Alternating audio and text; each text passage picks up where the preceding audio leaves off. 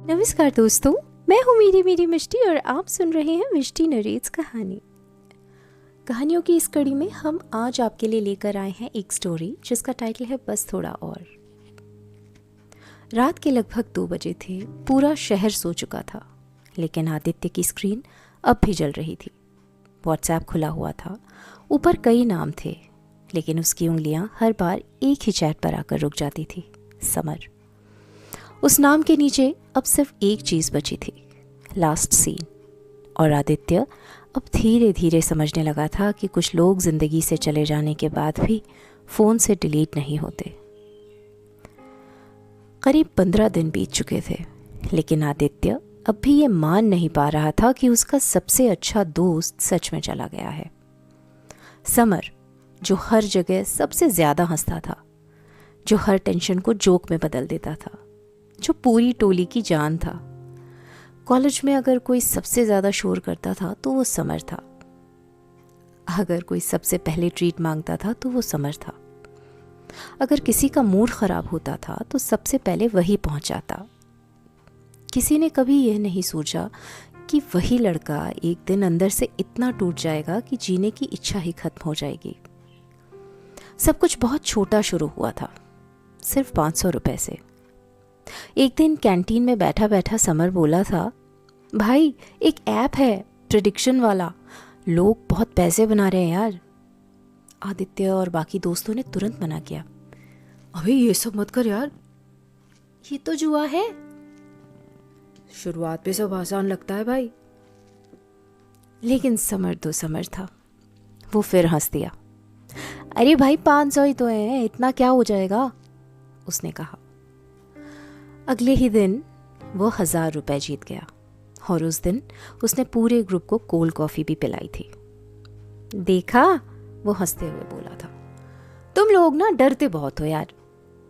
धीरे धीरे ये मजाक आदत बन गया। हर मैच, हर प्रेडिक्शन, हर रात।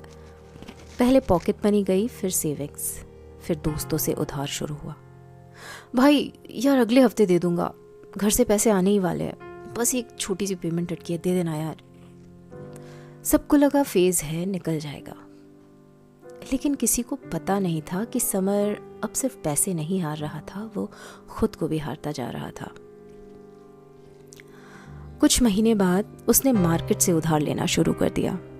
5000, 10,000, 20,000, फिर ऑनलाइन लोन ऐप्स, फिर इंटरेस्ट पर इंटरेस्ट। आदित्य को पहली बार डर तब लगा जब एक रात लगभग 3 बजे समर का फोन आया।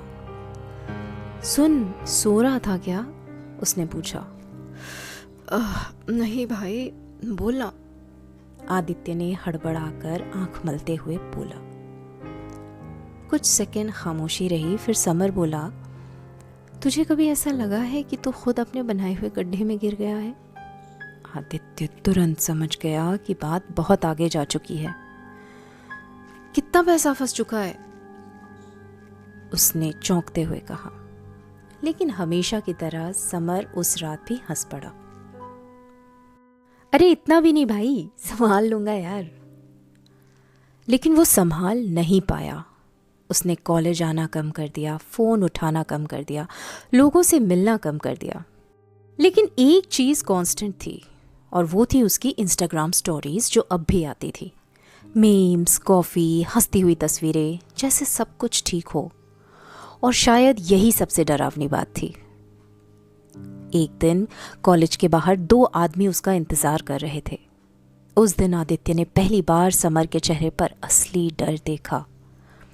वो डर जो एग्ज़ाम या ब्रेकअप से नहीं होता, वो डर जो तब होता है जब इंसान समझ जाता है कि चीज़ें अब हाथ से निकल चुकी है। घर वालों को जब पता चला तब तक बहुत देर हो चुकी थी। उसके माँ बाप ने लगभग 10 लाख रुपए का कर्ज चुकाया। माँ के गहने बिक गए, पिता ने प्रोविडेंट फंड तुड़वा लिया। लेकिन फिर पता चला कि असल रकम उससे भी दोगुनी थी। कुछ मार्केट का उधार, कुछ ऐप्स का, कुछ प्राइवेट लेंडर्स का। हर दिन नए कॉल्स आते थे, धमकियाँ, गालियाँ, प्रेशर, उफ।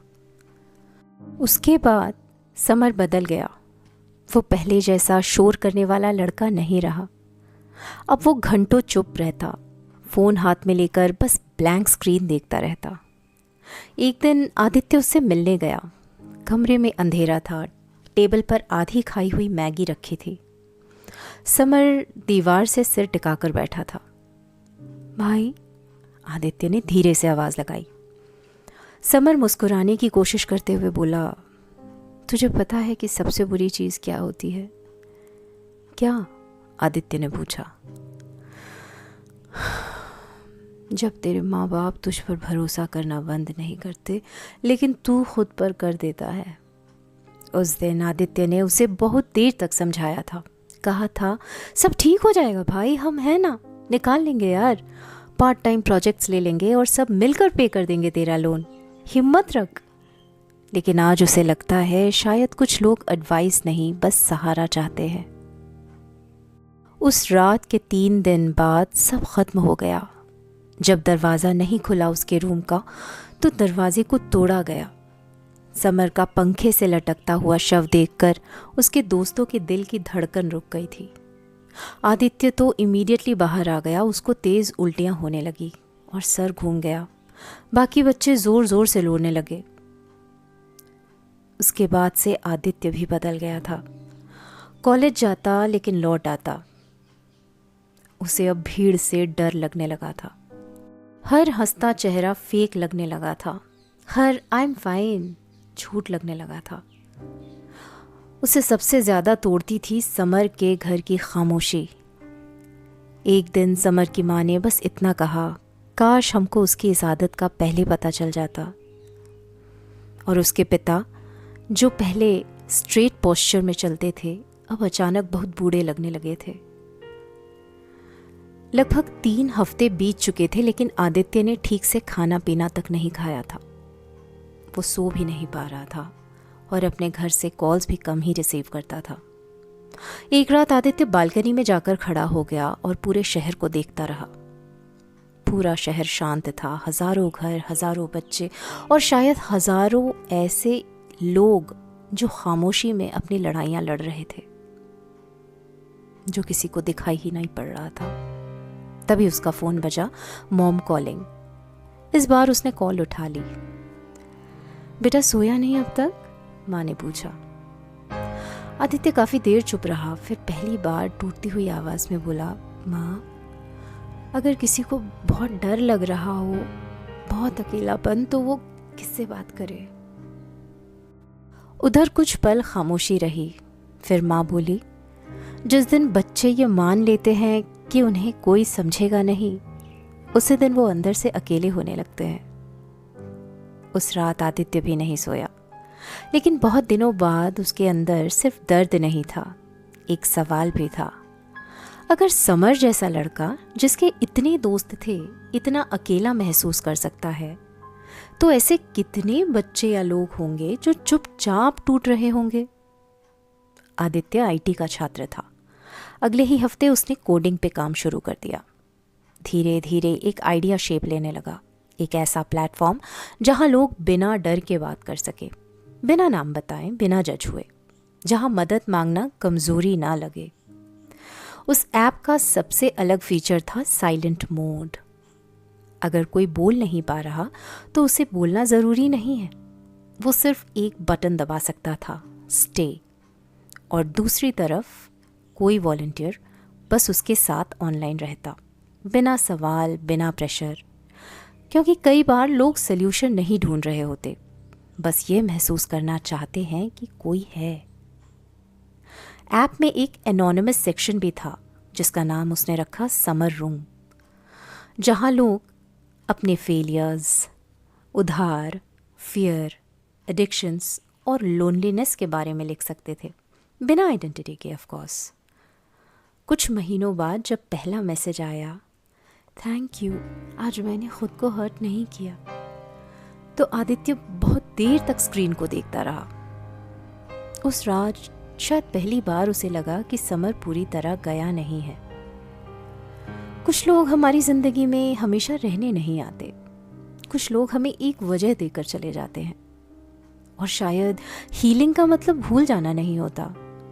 कभी कभी उसका मतलब होता है अपने दर्द को किसी और की उम्मीद बना देना। हर इंसान अपनी ज़िंदगी में कोई ना कोई लड़ाई लड़ ही रहा है।